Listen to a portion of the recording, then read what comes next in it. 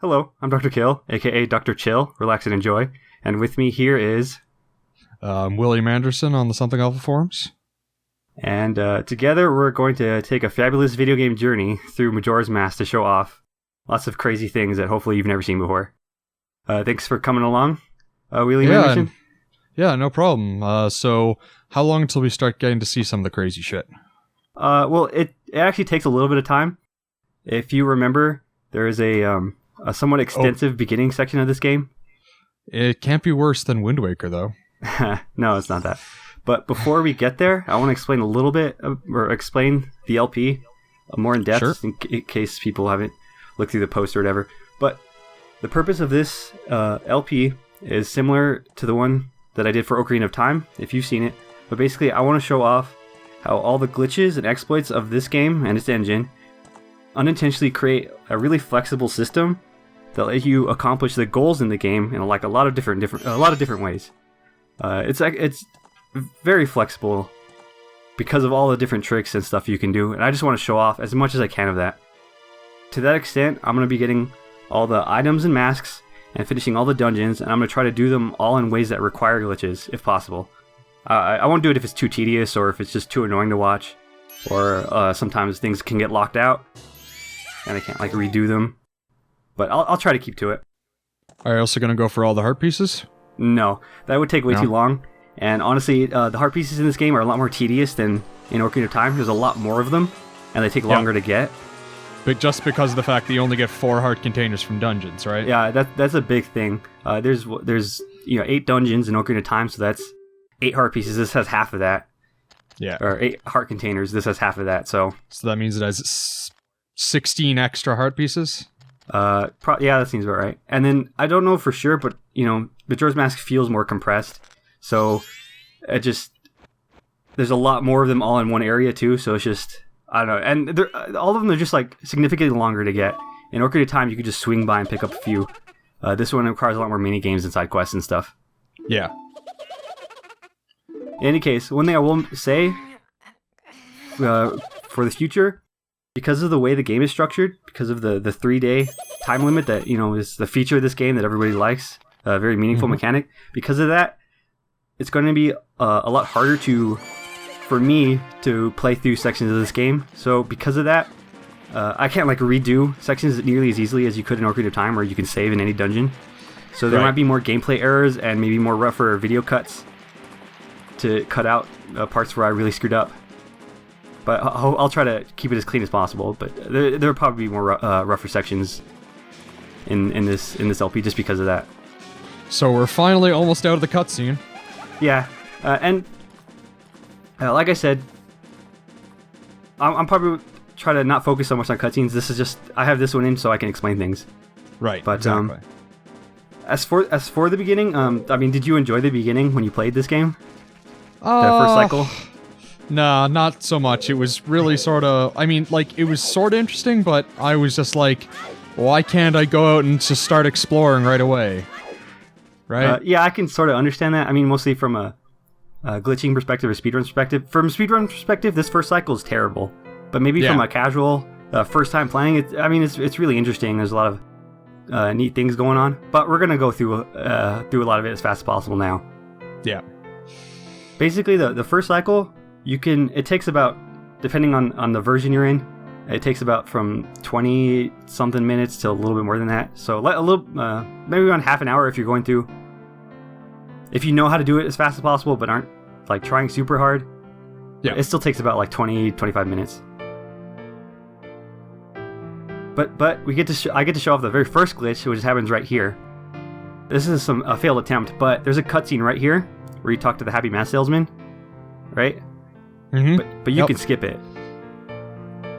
By using pause buffering, or... If you pause and move the game one frame at a time, it can't trigger this cutscene, because that kind of cutscene where you walk into it, or one that you activate by playing an Ocarina song, which there are a few, those require 2 in-game frames to activate the cutscene, but because we can advance the game one frame at a time, it can't activate them. So you pause buffer to make sure that it can't do 2 frames in a row. Yeah, exactly. And I mean, this is actually a particularly bad run. I stay on the same frame a couple times. that means that's wasted time, essentially. Yeah. But, it's still Because faster. We're already out. Sure. And we'll speed back up because there are a few glitches as in this first cycle as a DQ, and I'll show off a few of them. But So you're using the grandmother to speed time forward, or why'd you talk to her? Yep, Yeah, because okay. you don't have the ocarina and to move day forward. If you just talk to the grandma, she moves it a full 24 hours, and then I talk to the scarecrow. Yeah, move the it 12. scarecrow only does 12. Yeah. Right. That's just the fastest way to get to the night of the third day. All right, so you're not supposed to be able to get out here, which is what Nope. I assume you're trying to do. Yeah, because the DQ hitbox is like small enough to squeeze through the guard's hitbox, and you can walk out here. Yeah, I've seen that in speedruns a lot, and I'm like, yeah, that's pretty bad that, they assumed that you wouldn't be able to just get past them. It only works if you're backwalking, maybe side hopping. I'm not sure, but backwalking definitely. And it's because of you move a little bit faster backwalking, which I think is a common fact. People know about this. Now, since you're in the first 3-day cycle, there are no enemies here, right? No enemy actors spawn, and even the ice in front of the north part of the map where you're supposed to go to the Gorm village, the ice isn't there, so I could go there. But there's some snowballs that are pretty hard to pass, which you can do, and you can get all the way to the Lens of Truth, but that just takes too long, and it's not super necessary. So you could actually get a couple things as this DQ. You get a few heart pieces and the Lens of Truth, but you can't really do anything else. Right. However, the typical progression in this is that you have to get the Moon's Tear and talk to the DQ to fly up here, but if you do a black flip in just the right way, you can just grab the ledge. Yeah, and you usually have to get the Moon's Tear by playing the hide-and-seek game with the bombers, which you just completely ignore. Yeah, we just skip all of that.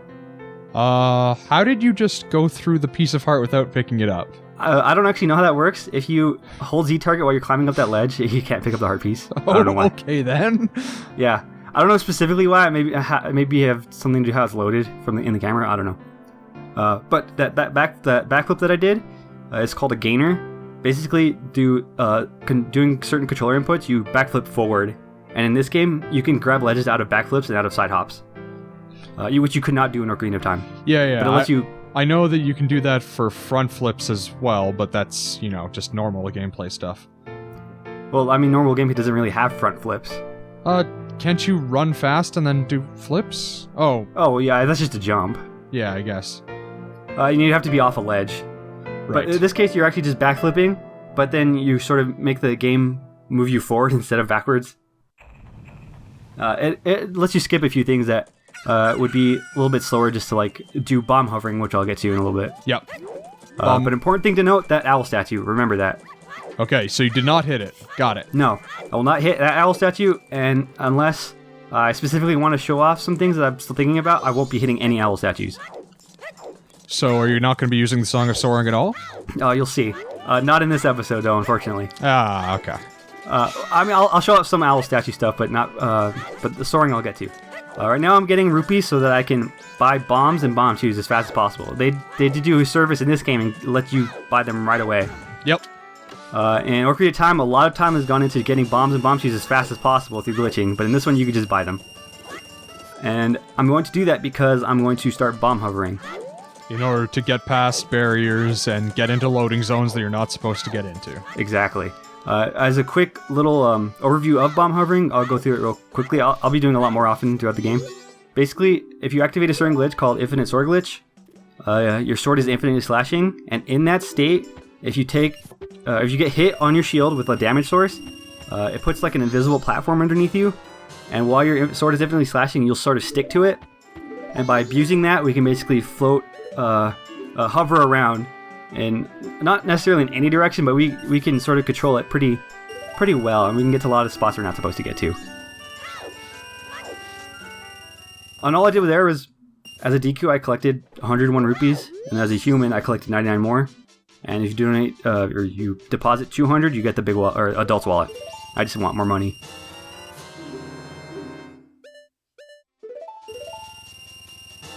So yeah, we could just buy them here. Real simple.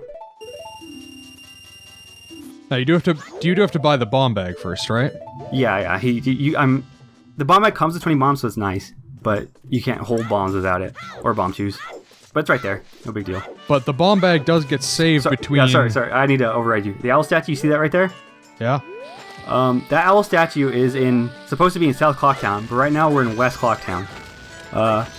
So it's supposed to be like you looking at the statue of another part of town, but because the game doesn't really know how to handle that, or it doesn't have like a decoration, what they did is they actually put another owl statue in West Clocktown just to simulate the owl statue in South Clocktown. Okay then. And it actually works as an owl in that we can save at it.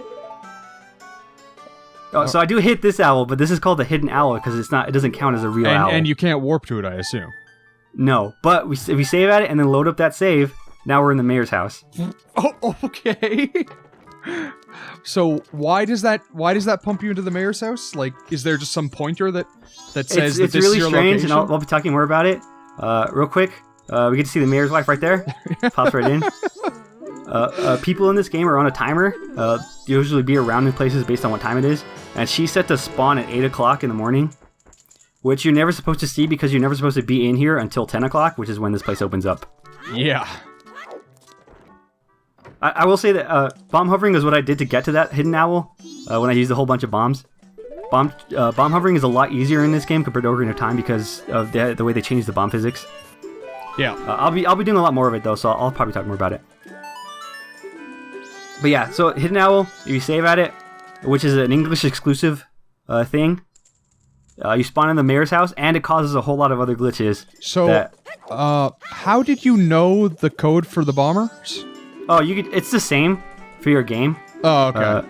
To the cart. Well, this is Virtual Console, but it should always be the same no matter what your file is to the cart. Oh. Okay. So as long as you know it, you can just tell them, and they even have like a method of dealing with that. As you saw, I just got the bomber's notebook without having to do the bomber's thing. Yeah. So they just give it to you if you tell them the code. I assume this was intentional to make it so that if you were replaying the game, you wouldn't have to do that section over and over. You could just get the bomber's notebook. Yeah, whereas I know they changed that in the 3DS version where you get the bomber's notebook from the Happy Mask salesman on the second cycle. I don't know why they changed it. Yeah, I don't know. He's clearly not a bomber. Yeah, I don't know how the hell he got it.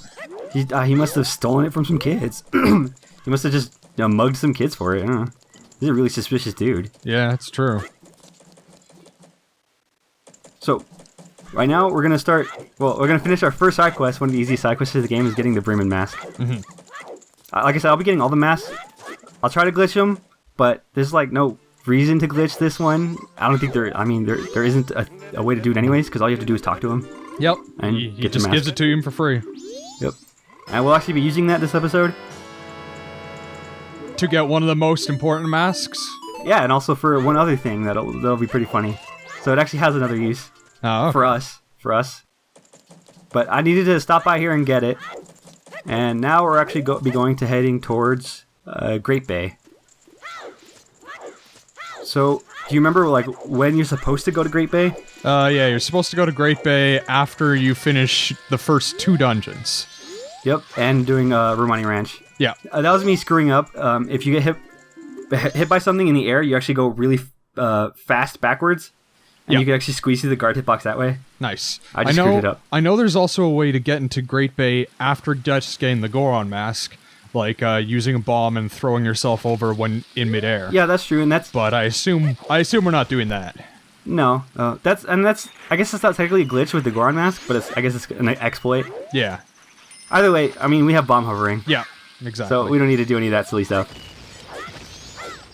And you used was that a Hess or what is it? What is it called? Super slide? That was a super slide, one of the more well-known glitches. Yeah. If you get hit in your shield while you're picking up something on a certain frame, the explosion sends you backwards and you just keep moving backwards.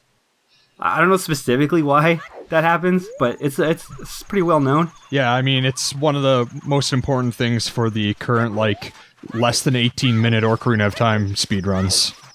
Oh, well, that one, no, that's actually, yeah, that one's the Hess. That's a little bit different. Yeah, that one's the Hess. Yeah, but yeah, basically you're using bombs or a damage source. It's just bombs are the ones you always have on you. Yeah. It could be any damage source. In any case, they let you move backwards really fast. Yeah, in any other game it would probably just be called damage boosting, but because you're using bombs most of the time instead of enemies. Well, in this case, damage boosting would actually be like getting hit by an explosion to make the damage animation get you a little bit higher, which is actually used in some places in Ocarina of Time. Not so much in this game. Yeah.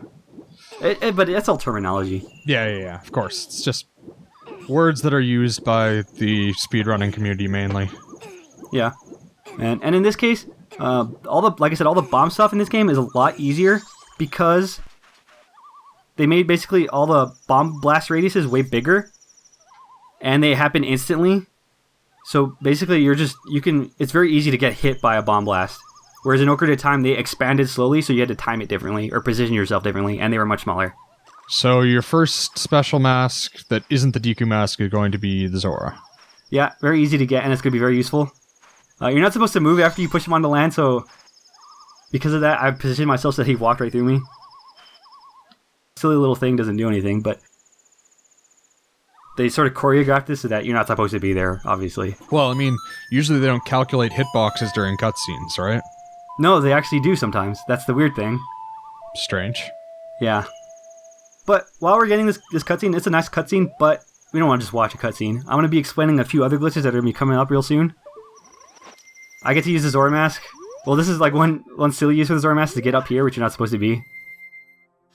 But that's one thing the Zora mask lets you do, is get to higher spots. Just because he has larger hitbox. He's taller. Yeah.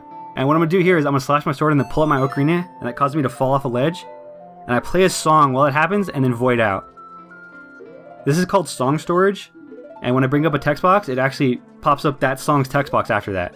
As long as you cancel playing through a void or something. And it actually works as like the song, sort of. So if I press S, it moves the day. I play the song a double time, I stored it, and then I could play it while moving around. This is going to be significant later. That's why I wanted to explain it right now. Do you ever slow down time using the inverted Song of Time, or...? Not in this episode. I will be making use of it. Yeah, okay. But again, the same thing. All you have to do is be over a void. You can do it through hovering or by just slashing your sword, right? But basically, you just have to void out. You have to cause the game to reset you while you're playing a song. Now, did this show up explicitly in Majora's Mask, or was it also in Ocarina of Time? No, this is... Well, it is, but it's more useful here. Yeah. Because if you notice, I did the song of double time to walk through the loading zone, and now you'll see it's back to the day of the first day.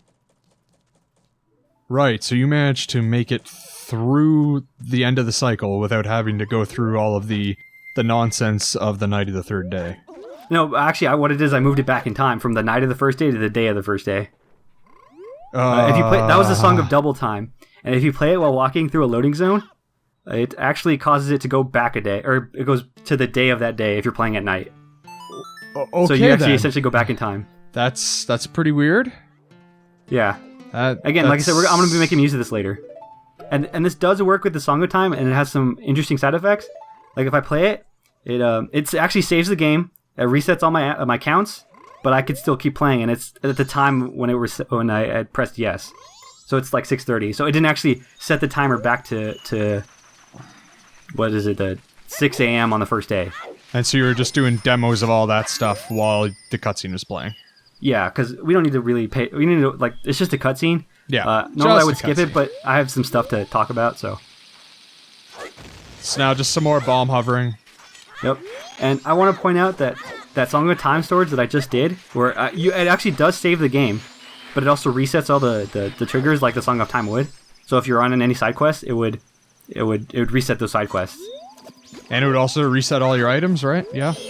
Yeah, it will. Yeah. But, like I said, it lets you keep playing. So if I played that on the second day, it would still be the second day. However, because I saved at the Hidden Owl, that will not be the same. There's going to be other consequences of that glitch because I saved at that Hidden Owl. That's going to be happening really soon. So, for example, you probably shouldn't be here yet. You don't have the powder keg, right? Yeah, but of course we don't need it. Yeah, more bomb hovering. It's bomb hovering is a lot more useful in this game. I don't know if that's just like how it ended up, but because it's so easy, it makes it works out a lot better in this game. In Ocarina of Time, you try to avoid hovering just because it's slower, but in this game, it's so much easier. But you also use it. You end up using it a lot more. So I don't know. It just works out that way. So now this is the night of the first day, so we don't have to worry about the. Oh, and you come out and the rock is gone?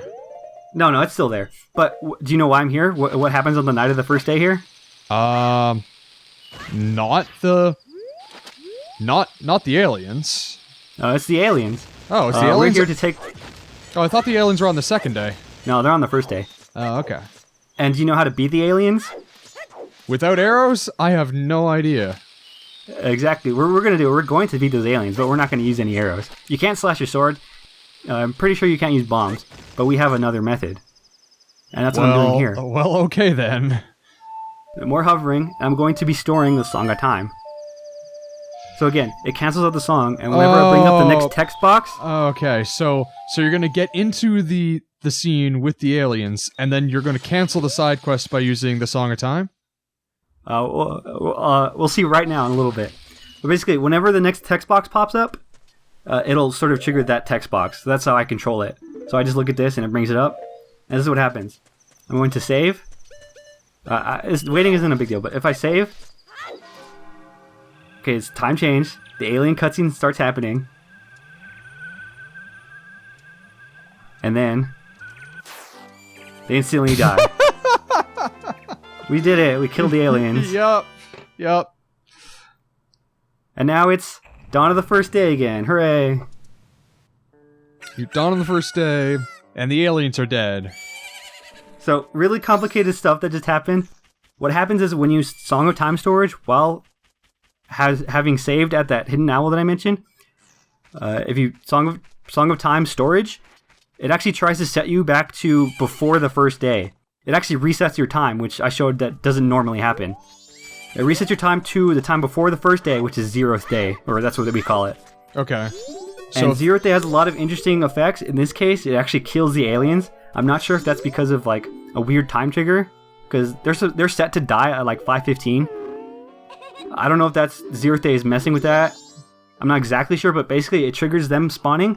But then because it's not the right time for them to be around, I guess they die. And that sort of satisfies that side quest. So the game understands us as a finishing that particular side quest. So you finish the side quest, but you don't get the reward. Nope, we don't get the milk, but we don't need it. I did want to have that finished though, so that I can trigger a different side quest that needs to have been done. Which is the running from the escort quest on the wagon, right? Exactly. Yeah. So I can do that now because I totally kill the aliens, even though it's the first dawn of the first day. And now you've got a horse without any arrows. Yeah, and the silly thing is, you're supposed to go around and shoot all the balloons, right? Yeah. But I don't have a bow and arrow. However, as long as you just wait 2 minutes, you'll fail, but you'll still get a bonus song, which is what I'm here for. So you don't actually have to finish this minigame. It's just way faster to do it. We won't be waiting out the whole thing. Yeah. But this also has another repercussion that I'll be getting to. But getting on Epona without a bow will actually cause something else to happen. Which is significant a little bit in this episode, but mostly in the next episode. How on earth did they link all of these things that just, like, these triggers don't seem like they should be linked in any way? I don't know. It's just, you basically, I don't know, all of this is just abuse of things that aren't supposed to happen. Like, did... just to show off. This is just to show off how you would do aliens normally, maybe the easiest way. I'm actually in Epona's cage, which you don't need to glitch into, but you need to glitch to get out. But you can't get her out that way or anything. Yeah, of course not. Even though it looks like a standard fence. Yeah, I mean, I actually tried. Yeah, she doesn't jump over it. Maybe she just can't build up enough speed, but I think she just can't get over it. Anyways, again, I just want to show off, while we're doing some ranch stuff, I'm going to be getting the Bremen mask, but that's kind of tedious to watch. So while I'm doing that, I'll also be showing off the aliens. It's very simple. I wait till that one alien gets around to where that tree is, and then I sort of scope around to kill all of them. Wait, you're getting the Bremen mask? Don't you mean you're using the Bremen mask to get the bunny hood? I'm getting the bunny hood. Yeah. Over there. But, killing aliens is a little bit more interesting. I do want to point out, though, that you don't want to kill aliens as fast as you can, which is why I'm waiting. Because as soon as you kill them, it just respawns them back to their original starting location, right? Right. So the faster you kill them, the more you have to kill. Yep. So essentially, I just wait until I see this one over here. get around to where the tree is on this crate, and then I just go around and kill them. And then if you do it that way, you only have to kill all of them twice. It's basically like the least amount. It's also the same reason why you don't want to have the inverted Song of Time on when you're doing this. Basically, and it just makes them a lot. It just makes the whole thing a lot slower, and it's not that really hard to do. Yeah. I will say a funny thing you can do. Time does pass a little bit if you pause buffer, but the in-game timer will keep going, but the game engine won't advance.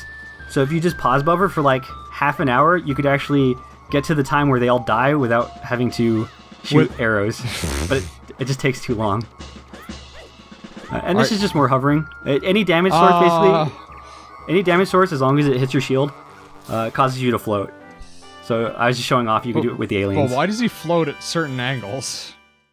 Why he was being all jagged there? I don't know exactly why. He was just getting hit like a whole bunch. All right, like, you got the best mask. Yeah, I got the bunny hood. Sorry if anyone wanted to like hear the song for like a minute, but it's a bit of a tedious mini game to do right there. So I just decided to like kill some aliens instead. Everyone likes aliens dying. You could have at least put that music over the aliens dying. I was thinking about it, but I really like the alien song. But it would have been really funny. Maybe I'll do both. If it's in there in the final video, that means you've convinced me. All right. So I said that getting on Epona without the bow causes another issue, and it's about to show up right here. What happens is when you get on Epona without a bow, it sort of blanks your B button because you don't have a bow. But if you get off Epona, it doesn't fix your B button, so I don't have a sword on my B button anymore. Great. But because of that, I could wear the Bremen mask and march while on Epona, and this happens when that happens. Link actually stays in place, and I can move Epona. I'm actually moving her past the loading zone to this area. Bye, Link. To get back here. And then if I press A, I climb back on her, and I basically warped past the loading zone. So this is actually a use I did not know the Bremen mask had until I was like messing around with this. Okay then. I don't think it's particularly useful for anything except for what I'm about to do.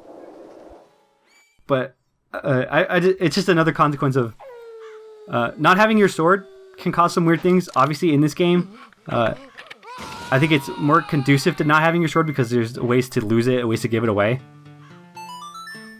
But so it's not as broken as it is in Ocarina of Time, which in that you could actually cause some pretty serious glitches. In this one, it causes that, which isn't that serious. And it'll have some other effects too that'll show up in the next episode, but it'll require more extensive glitch abusing. So why did you switch to the Zora? Besides, like landing in the middle of Epona. I'm gonna be using him in a second. I'm making it to the night of the second day, which is when the Cremia side quest happens, where I escort her. Yep. And I'm with Zora because and this area constantly pushes you for some reason. I don't know why. Anyways, I want to do another song storage, but I don't have a sword to slash off a ledge, so I have to use the Zora. So again, I showed it off, but basically if you punch and pull out the ocarina, he pulls it out, but it starts falling. Yep. I couldn't do this as Child Link, which is a little bit easier, because I lost my sword. So that's the only reason why I'm using the Zora. Having a little trouble getting back on Epona, but now we're going to go back to Cremia. And you remember what I said happens when you play Song of Time, or Song of Double Time, on the night at night, and you go through a loading zone? You go back to the day. Right. So what happens is I'm going to talk to her, and it brings up a text box of her talking to her, and that brings up the Song of Double Time text really fast. And then I press yes, but because it counts as a loading screen, it works as the way I showed off, and I go back to the day of the second day. We went back in time, but that side quest is still still like activated. So if you go out there, if I go back to the night of the second day, it'll trigger that cutscene, or it'll trigger that side quest or whatever. Right. So this is what I'm gonna do. I'm gonna put on a Deku mask, which this is the first time, so you get this cutscene. Yep.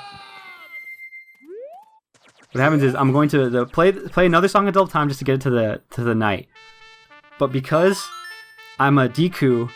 It triggers right away, and it doesn't like change you back into a human. And you're never supposed to be a Deku when you talk to her or when you trigger the side quest. Yeah. Because she'll just be like, oh, you're a Deku, whatever. I'm exactly, something like that. Maybe I'm not exactly sure what she does because I haven't talked to her just as a DQ. But see, right when it triggers the next day, it goes right into this. And I'm not in the back of the wagon.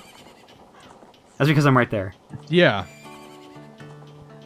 But when she goes don't worry, I past, catch a ride though. Yeah, when she goes in the loading zone, she'll pull you in, right? Actually, the loading zone doesn't activate during this cutscene. Oh my goodness. Yep. Yeah, I caught a ride. I'm hanging out with this horse. That camera here is from the Deku Link's perspective. So, you can get a nice view of the horse's feet. Yeah, those are some really great rendered feet. Where are the horseshoes?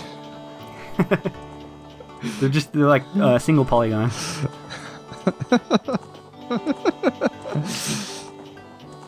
Yeah, so it is a weird thing. This is the first time I'm actually able to hitch to ride all the way to the beginning. But the loading zone's not there, or it just doesn't activate. It'll load the next area just because the cutscene makes it load. And now I'm in the back. But if you notice, we just phased through the rock. That's still there. Okay. We're phasing through it, yeah, and we're bringing along the miner too a little bit. Yeah. So this is what I meant when I said some hitboxes are still active. So you pull him a little bit. What's the miner's name again? I don't know. But don't worry, he keeps going. He had a name in Ocarina of Time, and I forget. Yeah, all 4 of them did. All the carpenters. Yeah. I don't remember them.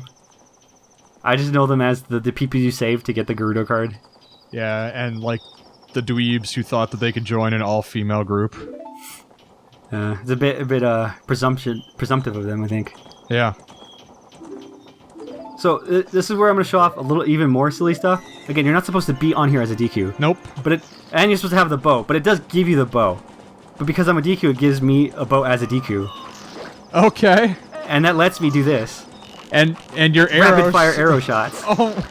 Machine gun style. Because it's assuming it's like the bubble, right? Something like that, yeah. Because bubble usually has that sort of animation.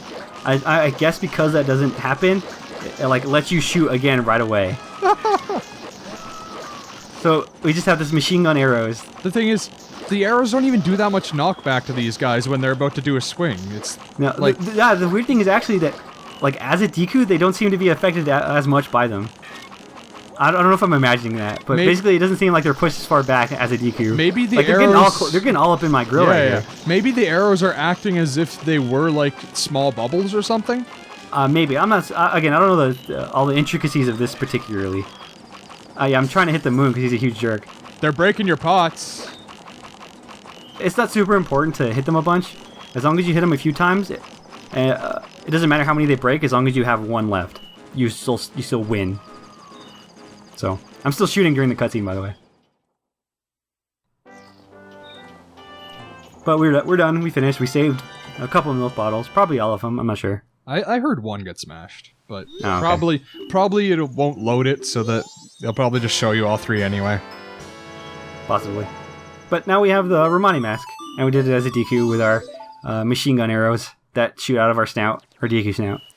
And that is basically the end of the episode here. Oh, thanks for having me on. Well, not super end, a little bit more, but basically we completed all of Romani Ranch. We don't have to go back there at all. I got everything that I wanted there. There's like a heart piece, but I'm not getting that. Yeah, because screw dog racing. That's like cruel. Exactly. There is a way to do that kind of easily, but still, I don't want to do it. But anyways, yeah, we're done. I've summoned a pony here because I'm going to be using her in the next episode right away. And we're going to be doing some really weird shit. But for now, that's it. Thanks for watching, everyone. Bye.